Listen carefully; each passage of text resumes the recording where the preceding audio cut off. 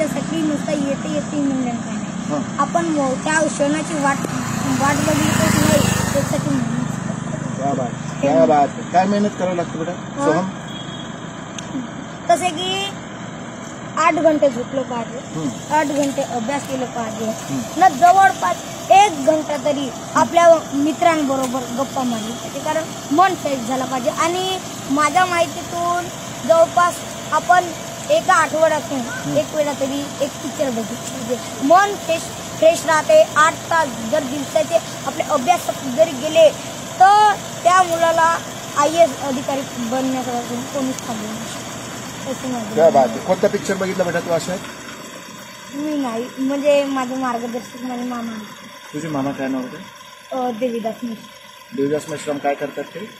सध्या ह्या डोंगर म्हणजे चेकतीबोडीचे ग्रामपंचायत रोजगार सेवक आहे. तुझे बाबा काय करतात बेटा सोहम? बाबा आता जे मिळली ते नोकरी करतात, म्हणजे जे काम करतात. बरं, तुझं पूर्ण नाव काय? सोहम सुरेश उईके. सोहम सुरेश उईके. आणि तुझं गाव? माझं गाव आता सुद्धा प्रॉपर घ्यायचं. आपलं काय नाव या गावाचं? डोंगरहळ्डी गाव, तुकून. आणि तुला UPSC विषयी माहिती कोणी दिली ही? हे बघा, माझ्या विचारानं ज्ञान सगळीकडेच वाटत असते.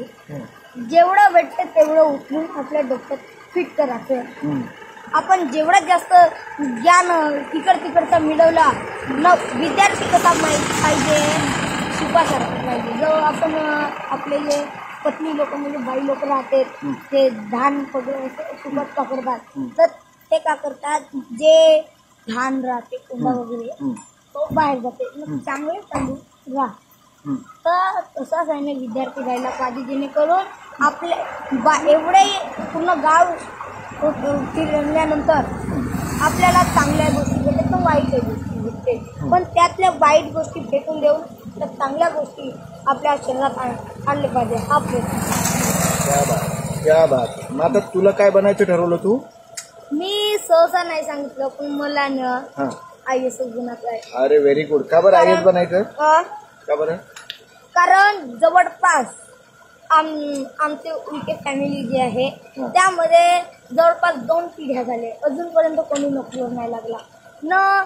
आपण जर नोकरीवर लागलं तर चांगली मोठी नोकरी करावं, समाजसेवा कुठल्या आपण आपल्या शरीरातच तरी हे नाही योगदान दिलं, आपण आपल्या बुद्धीचं योगदान आपल्या जिल्ह्यावर जे काही आहे आपण करू शकतो. आणि एक प्रकारची समाजसेवा. खूप सुंदर होता, तुझे विचार खूप सुंदर आहे. तू निश्चित मोठा बनशील. माझे खूप खूप आशीर्वाद. आणि तुला जेव्हाही काही मार्गदर्शन लागलं आम्ही बसलेलो आहोत, आम्ही तुला मार्गदर्शन करू, भेटत राहू आम्ही. ठीक आहे बेटा. UPSCला तुला जे काही लागेल, आता तर तू 8वीच आहे, अजून तुला खूप वेळ आहे, परंतु तुझा अभ्यास आता व्यवस्थित कर. हाच अभ्यास असतो, तुला माहिती आहे ना, पहिलीपासून असतो. ना अजून माझं मनात एक गोष्ट आहे की ते आपण 6वी 7वी 8वी 9वी 10वी या एक्झाम मध्ये काय लसावी मसावी, नफा तोटा, शेकडेवारी, हे जे काही हे गणित आहे ना, पुन्हा डबल जसा हिस्ट्रीचा इतिहास.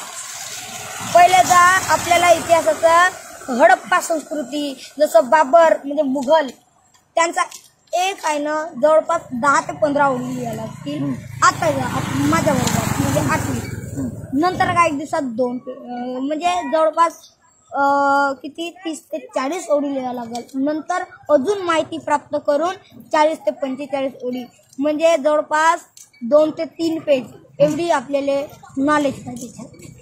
व्हेरी गुड बेटा. तू निश्चित मिळवशील. आपली इथे इच्छा पाहिजे. आता तू एवढं नॉलेज आहे तर याला अजून वाढवत चालायचं. हो.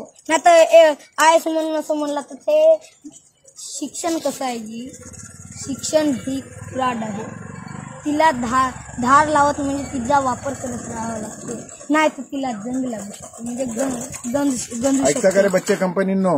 हा, खूप खूप सुंदर बोलतोय तो, खूप सुंदर बोलतोय बेटा. हो. अजून तर आपल्याला ते वापरत जावं लागते, नाही तर गंज लागून आपण इकडं तिकडं जर आपण आपलं ज्ञान जर आपल्या जागेत मला येते म्हणून जर राहिला तर ते ज्ञानाला काही नाही न. माझं अजून एक म्हणणं आहे का पुस्तकं वाचून ढिब्बर ज्ञान मिळवणं म्हणजे ज्ञान नाही, ते ज्ञान आपल्या जीवनात उतरविणे म्हणजेच विद्या हो. आणि हे म्हणाले का आम्ही इंडियन आर्मी बनणार आणि पोलीस बनणार, नक्की यश भेटो मला असं वाटत नाही. पण जरी नाही मिळालं तरी नाराज नाही वाटत. का शिक्षण नोकरीसाठी तरी बनलेलं आहे. आपण चांगला आदर्श व्यक्ती घडलो पाहिजे. क्या बात आहे. हे मी बोलतो बघ, तुम्हाला नेहमी म्हणतो की चतुरस्त्र होतो. शिक्षण बनवण्याने काय होतं मनुष्य चतुरस्त्र. हो हो हेच तू सांगितलं. माणूस जीवनभर आयुष्यभर विद्यार्थी असतो, कधीच असं नाही. जिंदगीत आपण काही ना काहीतरी शिकतच राहतो, आपली शिकण्याची वय नाही. तुझी आई काय करते बेटा? आई आता सध्या जे काम मिळालं ते काम करते. Very good. पण तू शिकायचं काही लागलं आम्ही बसलो, तुला मी नेहमी भेटत जाईल, तुझा नंबर देईल. आमचे गदादे साहेब आहे तिथं डोंबुर्णा पोलीस स्टेशनला. ठीक आहे बेटा, काही अडचण आली आम्ही आहोत. तुला UPSC द्यायची तू. अजून तुला जवळजवळ 8वी पास 7 वर्ष तुला 7 ते 8 वर्ष तुला UPSC द्यायला. तोपर्यंत पुरा अभ्यास पक्का करून ठेवायचा. हो न. माझं यश म्हणणं तर 10वी मध्ये अनेक मुलं का करतात जे 70-75 टक्केवारी मिळते त्यांचा पंख तर काही नाही वावा म्हणून उडत राहते, सायन्सच घेतात. पण आपल्याला जेवढा ज्ञान असेल तेवढाच ज्ञान वापरून माझ्या विचारानं जो मुलगा अतिशय हुशार बिना चिटिंग न जर पास असेल त्यानंच सायन्स घ्यावा. आणि अजून जर आर्ट घेतलं तर काय राहील, अर्थशास्त्र, नागरिकशास्त्र आणि हिस्ट्री, भूगोल, मराठी मीडियम राहील. तर हे हिस्ट्रीच्या आधारावर